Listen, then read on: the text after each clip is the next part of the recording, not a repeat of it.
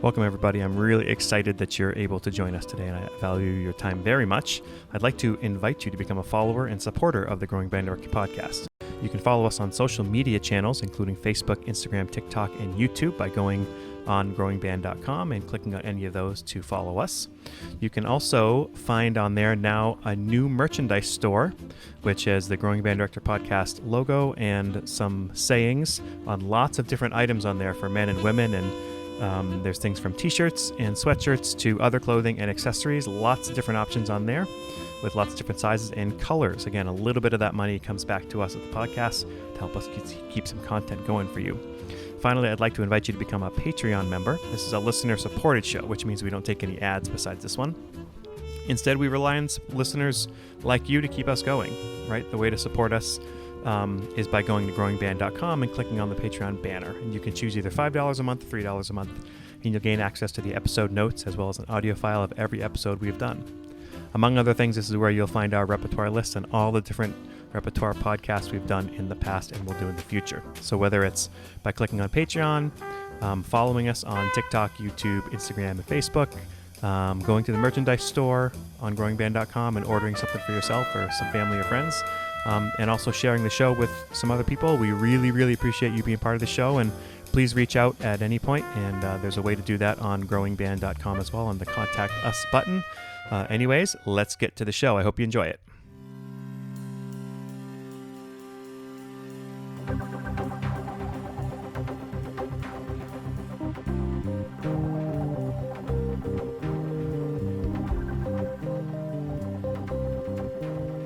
Hey there, everybody, and welcome back to the Growing Band Director podcast. My name is Kyle Smith, and joining me is my friend and colleague, Jeff Smith.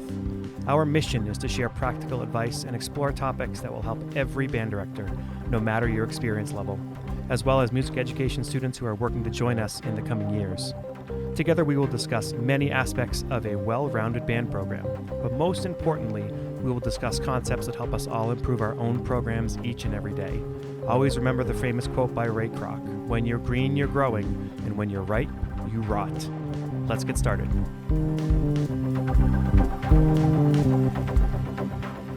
Do we want to get into some of the arrangers and things? Do you have more on that?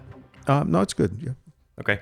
I wrote down Mudbug Strut. I don't know if people don't know the chart Mudbug Strut by Paul Baker. It's a contrafact on When the Saints Go Marching In, and it's a really cool chart. It's a grade 2, but it's really not in my book. You can even use a sousaphone player. Like we've done sousaphone and clarinet and all those sorts of things. I even had a kid who wanted to improvise, but she was a vocalist and a piano player, but she wasn't really a great improviser.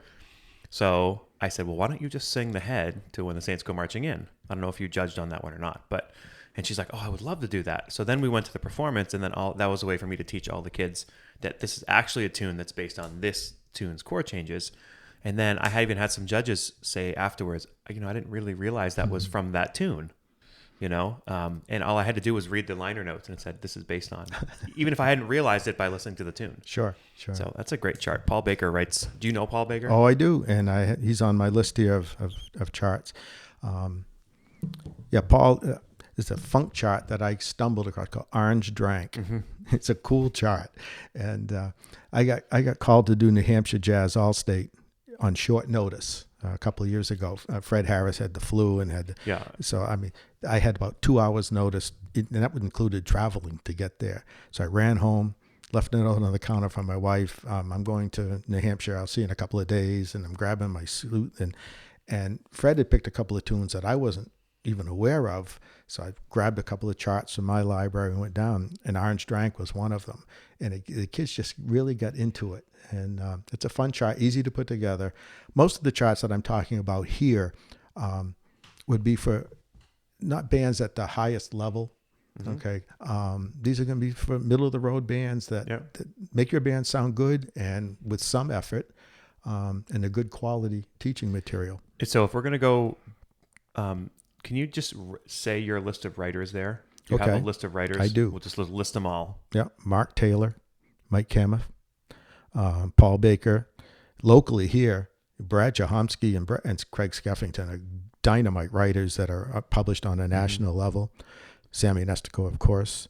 Dave Wolpe, who just recently passed away. If you have a vocalist man, you just go to his catalogs. His stuff just swings. You know, just add water. Those charts work. Chris Berg, and if you're really into some really funky rhythms and things, he's got that down. Yeah. You know, Mike Crotty, which you might not know. Mike was a classmate of mine at Berkeley who went on to the Air Force Airmen of Note. Yep. And his writing is clever. It's hard. It's you can find it, I think, in jazz lines and places like that. Dan Gailey is another one. We've played some of that on the PJO. Rick Hirsch is a UMass grad, and Eric Richards and Mike Tamaro. I mean, there's many more, Right. but these are the most consistent. And because then you talk about the writers like, you know, Micah Benny on the pro level. These are guys that are published. So can we go, if I were to go 3 names off the top of my head can we go young band for now, like middle school, grade 1, whatever. You're one of the 3, I would say. Oh, thank you. Yeah, not because you're here and because I like you, but just because it's true. Terry White, I would say Rick Stitzel, and I would say Michael Sweeney. I mean, Michael Sweeney, you know him. I know him, I don't. Has he ever written anything that doesn't work? No, I mean, he really, and he's the nicest guy in the world, and he's been very, very good to me. I mean, his all blues chart, his caravan chart, his Afro blue. I mean, it's just like, yeah, they're not hard, but they're original. I mean, they're standard tunes at the easy level. And even his concert band things that they're playable. And I don't mean to say that because they're easy. They just make sense. There's a lot of times you play music that's good music, but you have to work hard to make all the pieces fit. I just did Celtic Air and Dance by Michael Sweeney on the concert this week. It's a grade 1.5. I did it with my concert band in the high school level. They loved it. We wrote a story to it and everything, and it was a hit. I think Michael, as the editor for Hal Leonard, now, I mean, he does all the editing for marching band, jazz band, concert band. I don't know when the guy sleeps. And then he writes. So I think when he writes charts, he's finding charts that are good quality for the repertoire and also filling needs in the catalog that the other writers may not be able to get to at that point in time. So I even have a list here of charts of yours that I wrote down. I mean, because if people are new to the name Terry White, we are not here in the Northeast, but if you just go on Pepper or other websites and just put in Terry White, you'll see so much. I just wrote down a bunch of how many minor blues and B-flat blues have you written? There's like so many, but how often do we need like the walking ballads? I forgot about Past My Bedtime. That's such a good chart. It was one of the first charts I got published. I listened. I was like, I forgot about that chart. If you want to do like Lil Darlin', but at the easy level, Misty's a lot harder than that, isn't it? Misty, it's listed as a grade 1, but it's grade 2. And I remember dealing with my editor, Pete Barenbreg, and I said, Pete, we're going to have triplets, and I can't have triplets at the grade 1 level. That's all right. You'll figure it out. Yeah, well, I mean, and it got played at Midwest, which was great. I mean, it's a tune every kid should play. Yep, and it's an advanced concept. Yeah, playing a slow walking ballad. Well, that's right. It's hard. And that's another thing for young bands, that when you pick your program, you don't have to do a ballad. What you're looking for is a change of pace. And if you have a group that, my drummer can't play brushes, and you get a lot of weaknesses and they're not ready for a ballad, don't do one. That's okay. In some ways, a walking ballad is money because the bass player has to play quarter notes, but it's much slower. So it's easier for the bass player. Yes. I mean, just some of the blues. I don't know. Mr. PC is a minor blues, right? Teddy's Mood. Is that a minor blues too? Yes. Yeah. You wrote that for your grandson. Yes. Birdhouse Blues. My wife loves that. Be My Buddy. Red's Good Groove is like the best B-flat blues chart I've ever played. Well, that's one I owe that to Tom Lazat, because when Tom was at Cape High School, I was writing anywhere from 6 to 9 charts a year, because we did all custom arrangements for his 3 jazz bands, and because he had a game plan in mind. He was literature he wanted to expose those kids to, so we would write on the various levels of the group's ability, and and that got picked up by Hal Leonard. Groove Your Move. I just heard that one. That just came out. I spend a lot of time. If you put yourself in the position of the editors, and they're trying to find tunes that would be successful, they don't have all day. I have my phone set up in my car, and I have Sirius radio. So if I'm driving along, that's a cool tune. That's a Lou Donaldson tune, Foot Patent Time. I never heard that. That's a great chart. I grab my phone and take a picture of the screen of the Sirius radio, so when I get home, I'll remember what it was. Lou Donaldson tunes, Wes Montgomery tunes, they work really, really well with young kids. Yep. Harmonic scheme is attainable. Mm-hmm. Jive Samba, that's red cover. Paquito's Revenge, tell us about that. Paquito's Revenge. I had done a chart on Chucho for Tom Lazat, but there's a couple licks in the head that are, challenging to be polite, and I knew full well that probably wasn't going to be working on a published level. So I wrote a contrafact, basically used the same changes, but wrote my own tune in a similar format for the Portland Jazz Orchestra. And so I sent it in to my editor and said, hey, would you consider this for publication? Yeah. Can you do it at the grade 1 level? It's a grade 4+. And so I said, well, so we did. Yeah. And it's a grade 2, really. Yeah. But it's been pretty popular, I assume. Yes, it has been. There's a couple other tunes that I have written here and this will be on for anybody who's a Patreon member can see this on the folder you get access to. Jive Samba, Mamacita, and Alligator Boogaloo. Mm-hmm. Literally, you never want to just play one composer, but you could just play these 15 charts, and that would be great education. And if you've been teaching a long time, you get tired of teaching the stage. It might be great teaching material, but you can teach minor blues, but you're ready for another tune, and that's perfectly okay to do. I've actually never done your chart on Mr. PC because I get sick of that tune because I've done it so many times. Right. So you're right. I'll choose other tunes. Your private. How many people have played Perdido? Well, that's a PJO chart. I know we did it, and that was at Tom's request where we used the Clark Terry contrafact out front. So good.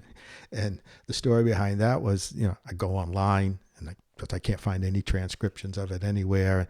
All right, I guess I'll have to transcribe it. And I don't have great ears. It takes me a long time. So I went through that and plunked it out, got it right. And I said, I think I've got it. And I happened to talk to Chris Oberholtzer one time, and I said, geez, it took me a while to really transcribe that. Oh, why didn't you tell me? I've got it in my file cabinet at my office. Lesson to be learned was let people know, get the word out that somebody might have something that will help you out. Okay, don't keep it a secret. So ask before you do the work. Right. And then we did, the Perdido in the traditional way. I did that with the Central District Festival jazz band a couple of years ago, and oh man, those kids they swung it right out the door. And it's one of those charts. It's probably hard grade 3, but as long as you have like 4 really good horn players who can carry that head, right? Yeah. Once you get by the opening head, it's pretty straightforward, and you can open it up and let kids play over Perdido. Yeah. It's So I have 2 other ones on here. So tell us about if you people haven't heard, can they hear the Take the A Train chart? That's a ballad. The ballad, sure. Is that on your website? It is. It's actually, it might be on YouTube. The version that you hear on YouTube is just when I had my big band, it was a 13-piece band patterned after Maynard Ferguson's band. And it featured Ralph Norris. You're talking about the A Train as the ballad. I know. Who's ever done it as a ballad? Well, Herb Pomeroy came to the Bridgeway one day. And it was always great when he came because Don became much better behaved. He wasn't less of the challenging part because he had such respect for Herb. And Herb was such a classy guy. And he came in and said, Herb, what do you want to play? Well, Donald, we're going to play Take the A Train. But we're going to do it in D flat as a ballad. And that room just stopped, and Don didn't know what to do. And Herb played it, and it was amazing. And Herb recorded it on one of his CDs, and I was so blown away by it. So I decided to do it. And when I did as an arrangement, and I had my saxophone players that double on clarinet, they were quoting licks from doo-ba-doo-dee-doo, and other Duke tunes, just as sort of backgrounds. And the flugelhorns were playing the melody in the same way that Herb played it. And then I featured Ralph Norris on tenor saxophone with one of the most amazing solos. Yeah. Is that solo written in the chart too? No, it's not, but I have it. I made Ralph transcribe it. Yeah, because I remember when we did it, I thought I had seen the transcription. Yeah, and what Dave Sporney down at UMass, he programs it with his Amherst Jazz Band.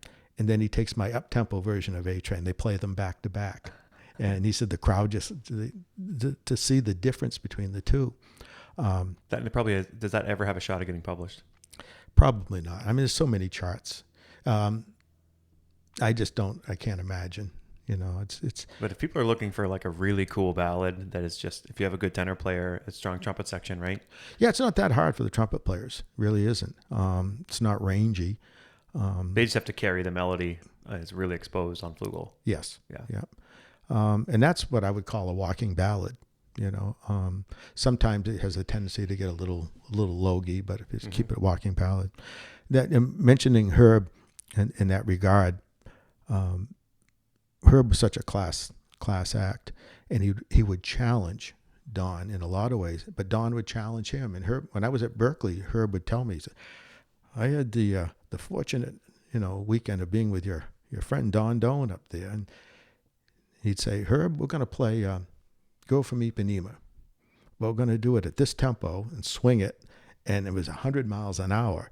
And because Herb could rise to any occasion. And he loved being challenged like that. And one day Herb was always on the go. And you didn't have a chance to really talk to him outside of class. And I was sitting in the coffee shop having my lunch, and he sat down with his lunch. And he said, I'm on my way to MIT, because he was teaching jazz band over there. And he started that program, which has become legendary with Fred Harris. And I said, Herb, I'm kind of curious. Why do you go over to teach at MIT? He'd look at me and go, Terrence, there's no downside to teaching intelligent people. That was the level Herb was at. Yeah. And of course, you look what that program is today, it's phenomenal with Fred. And Fred has played some of my things over there on the higher level, and I'm very pleased with what they've done with it. And he has a tendency to take some of my arrangements and sort of add to them. Like he did Oblivion this last spring, and it was when the Ukrainian situation took place, and he had the guitar player out front doing some things that just, wow, it was amazing. I also have down here your Away in the Manger chart, because you have the one that you did for PJO, right? And then you have the published one. It's the published one, right? I don't remember the chart really well, but I remember how fresh it sounded. It just sounded completely different. It was different. Harmonically, it's different. And then when I saw that it was the published version, green cover, I think, yeah, I bought it because when I wanted, I think it's a tenor feature. Yes. Tenor trumpet, am I right? Yeah. Mainly tenor. Right. And if you need to play it for holiday something, but you want something that's not just the traditional. Right. The only thing I think that between the PJO one and the published one might be a key change towards the end to make it a little more great. Even when we read it on PJO, the original, it didn't seem that hard. It was just different. It's not. Just different. Yeah, I love doing Christmas jazz tunes. I have a bunch of ones that, unfortunately, you don't want to be playing Christmas jazz in September with your kids, and they can be at a level where you'd have to start them early enough to be able to perform them. There's one that Jalen called Swingin' and Jinglin'. Yep. And that's very easy to put together for the kids. That's Jingle Bells, right? Yes. Yeah. Yeah. Christmas jazz it's beautiful. If you listen to some of the CDs that Oscar Peterson put out, of Christmas jazz tunes, it's just phenomenal, the harmonic things they come up with. And if people have not heard the Nutcracker, the Ellington Nutcracker, that's a whole trip. Oh yeah, that's so a whole good. Yeah, there's so much out there, and to have the access that we have with the internet, and especially during COVID, for me, I was a lot less active. So I would do things like I was stockpiling charts. I just kept writing, and I wasn't really writing for anybody in particular, and trying to figure out, well, down the road 3 or 4 years, are they going to need something similar to this? And I'll have it already available. But I also got on YouTube and had the opportunity to listen to things that I just couldn't have the time to do. Okay. I was trying to think. I wrote down a couple of recommended charts. Let's do it. Okay, middle school. We mentioned Bye Bye Blackbird. Know it. The Sidewinder. Who's your arranger? Is that Mark Taylor? No, that might be Mike Sweeney. It's a Hal Leonard chart. Okay. There's 2 charts, Mercy, Mercy, Mercy, that are put out by Heritage Jazz Works. One is Robert Woods and Sean Wagner. I've done both of those in middle school. Vince Gassie's chart on Take the A Train. Freddie Freeloader is Mike Sweeney, and Cheesecake with Rich Stitzel. Those are great charts. Yeah. Those are great charts. I actually know every single one of those. The Freddie Freeloader chart, I don't know if I told you this. Did you hear my band when we did that like 4 years ago? Because in that is the Miles solo that the trumpets all get to play. Well, I was actually kind of bugged. I mean, it's a great chart, but I have 3 trumpet players learning a harmony to the Miles solo. I'd rather they learn the Miles solo. So I actually took that chart and expanded it. I have a version that I did where all the trumpets play one chorus of it, all the trombones play a chorus and all the saxophones play a chorus, and the rhythm section plays a chorus of the Wynton Kelly solo, and it's all I wrote that all out. So that was really fun. But that other idea of taking a chart, finding a playable solo, and making it a solo either for a section or the whole band, where they're playing the transcribed solo. There's, I think, one time in my life where I knew something you didn't. And do you remember when we played that Solar chart? And you're like, wow, who's that arrangement? What was that solo? I was like, that was just the Miles Davis solo. Yeah. And I think it was, what did I use? Voice, clarinet, soprano saxophone, flute. I think that was the quartet or something. And it was just like so different. But I didn't have any kids who could solo over Solar. But the only way I could make that chart work, if I wanted to do it, which maybe I shouldn't have done it, but then we just did the transcription, and that's the way to go too. Yeah, I often, especially with some of the younger charts, I'll try to take part of a transcribed solo just to give the kids a little taste of either Lou Donaldson or Wes Montgomery or something. I remember one time in one of the charts, I won't mention the one, but I wrote something and the editor said, "Oh, you got to take that out, man. It's too hip. The directors won't get it." And my response was, "I don't care if they don't get it. Just play it." That's right. know, I mean, don't underestimate what directors are capable of doing. And when you're playing a tune that's a standard jazz tune, as just about all those are, right? Yes. Listen to the famous recordings, and then make your kids listen to those recordings as well as the recordings of those charts. If you have a high school group that's developing, and I think that's where a lot of teachers need the help. Yes. They're ready. If you got a band that's killing it, you're not going to have any trouble with literature. There's a lot out there. We mentioned Orange Drank, Paul Baker's chart on Basie's Beat. I just did last spring at the festival. If you want to teach Basie style, he's got it all there. You can't miss. Sammy Nestigo's Orange Sherbet chart, which is based upon the changes to Just Friends. Working on it now. And Skeff's chart on When I Fall in Love. That's a great ballad to teach kids, and it does have a double time section in the middle.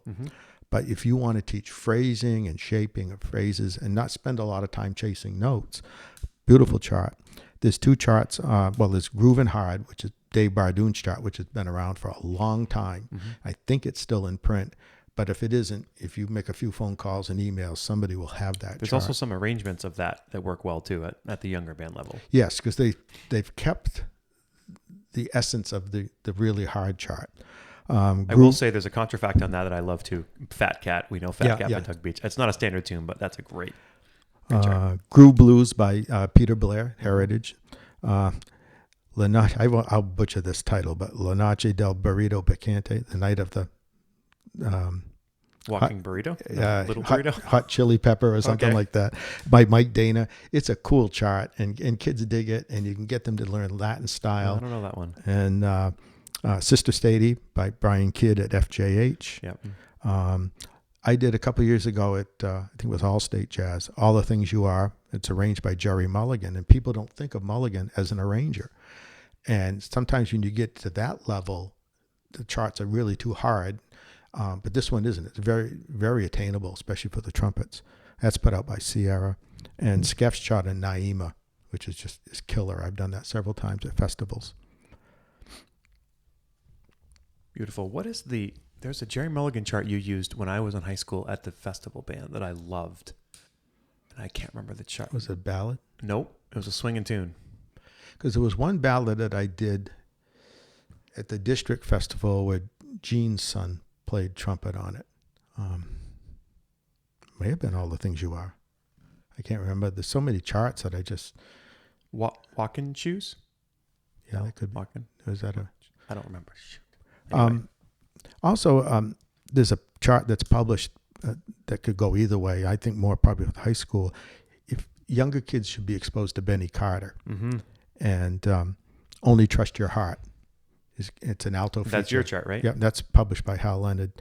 That works really well and very a lot of Benny. If you're doing doozy, you're going to be chasing a lot of notes, and it's well worth the effort. That's a great chart. And so Only Trust Your Heart works really well.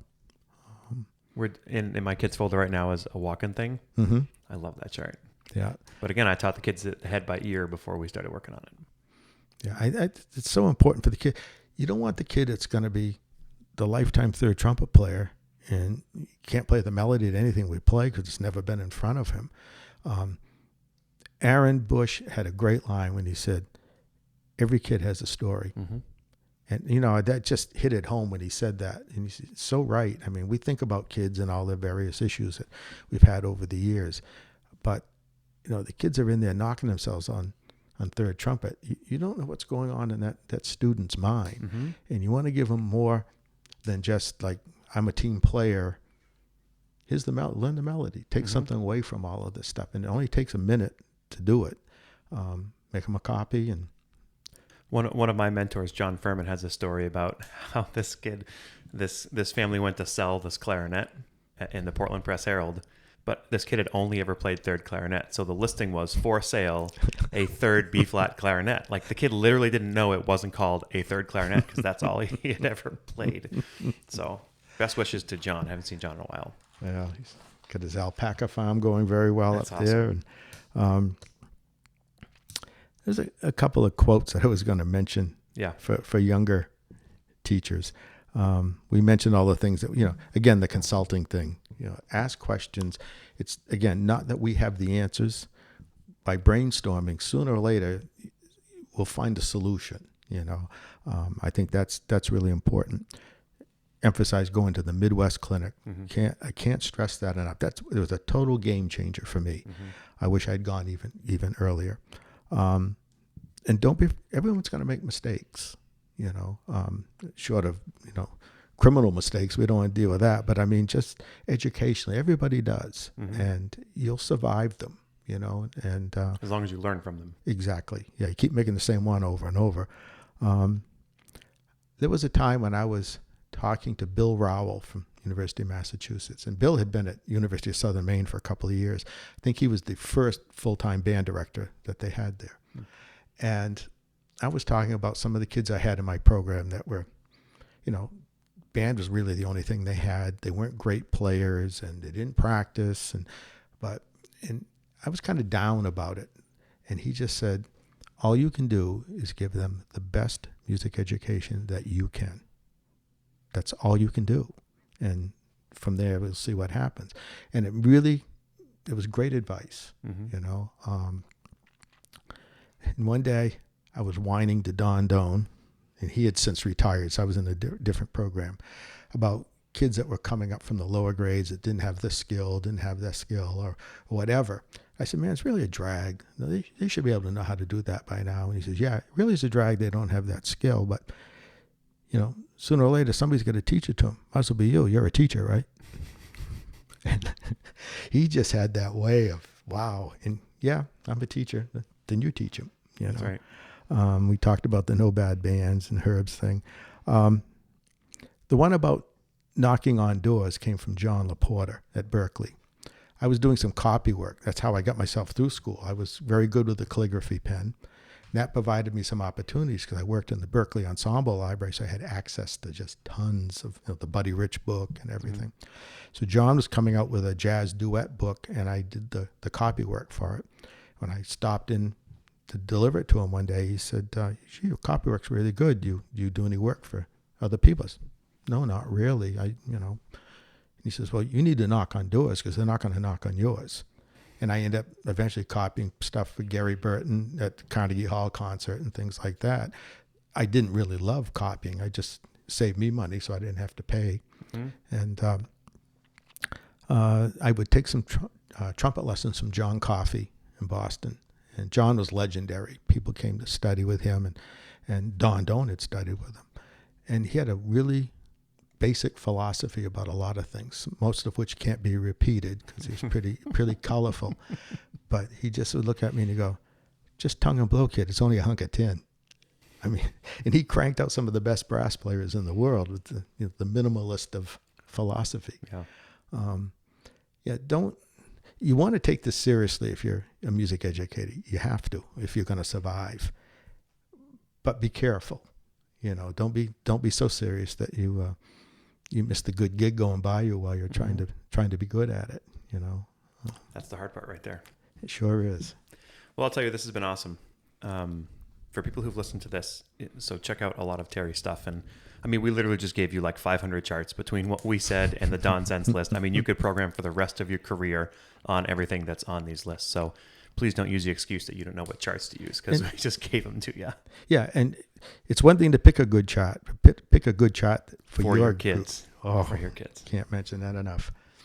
So, and if you're new to the podcast, or if you like this one, share it with a band director friend, because there's lots of band directors out there who need this information like we all do. So I bet you there isn't one person in the world who knows all of these charts.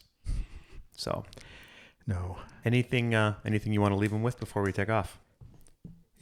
It's when you reflect back upon I've had a marvelous career, and I'm one of the luckiest people on the planet. I've had a lot of things go my way. You marry up. That's what you do. Oh, you better believe that. Better believe that. And, to have people like Don and Norm and Herb, all the mentors that I've had, they could have easily just, let me die on the vine and, but they were willing to help. So realizing that, when I retired, I made it my goal until the day I'm 6 feet under, I'm going to give back as much as people gave me.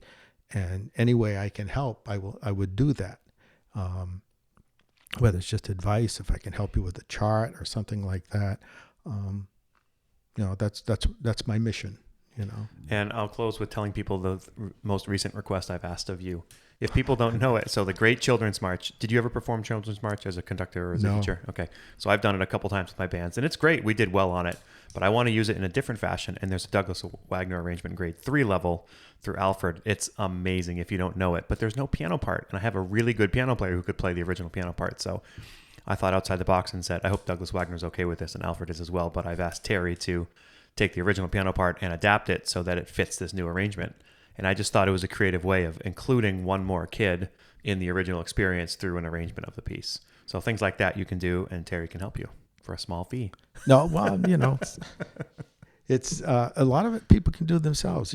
Get a basic skill in a notation program. It's tedious to write stuff out. And, if you can do finale, Sibelius, Dorico, Muse score, just basic stuff. Or, if it's not too big a project, find somebody who has those skills and, call in a favor or, buy them an adult beverage or do something, that most people would be willing to help. Because again, not as long as the project is on a huge magnitude of something like that. Yeah. Just recently, Caitlin Ramsey, she teaches her beginning flutes on different notes that are in the textbook that the other kids use. And she wanted to know if I could come up with some simple accompaniments. I thought she was going to play them, but I didn't realize she was going to put them into smart music. There were like 10 of them. And yeah, she said, what would you be willing to, charge me to do that? By the time I could even respond, I already wrote out the 10 accompaniments and sent them to her. I said, well, these work. And I said, can you play these? She said, well, I'm going to put them in smart music. I said, well, I would have made it more difficult then. But it's just, the boom chick stuff that you would need to accompany them. And in the time, it took me about an hour to write those out. So there are a lot of people that are, I think, more than willing to help out, again, as long as the project's not too huge. Yep. And also, be honest with you, writers make their living writing. And, if they can help you out and help them out the best way you can, I don't have to make my living writing, which is, I'm fortunate that way. So, but if somebody asks you or somebody else to write a chart for them, be honest with what your band can do. Sure. So they can give you a good chart for your kids. Oh, absolutely. Yep. Beautiful. Well, this has been fun. Oh, I enjoyed it. This is cool. And I listen to the podcasts all the time. I mean, I've been a long time retired, but I'm still hanging in there. Thank you. Yep. So thank you. All right. Be well, everybody. See you next time. We sincerely appreciate you taking your valuable time and listening to the Growing Band Director podcast. Your students are very lucky to have a band director like you. If you have any suggestions for episode topics or think you have an area of expertise to share on a show with us, please reach out. If you enjoyed this episode, don't forget to subscribe. And if you want to help spread the word, please give us a 5-star review and tell your band director friends to subscribe as well. We're available on Apple Podcasts, Spotify, our YouTube channel, and wherever you listen to podcasts. Thanks for listening to The Growing Band Director. See you next week.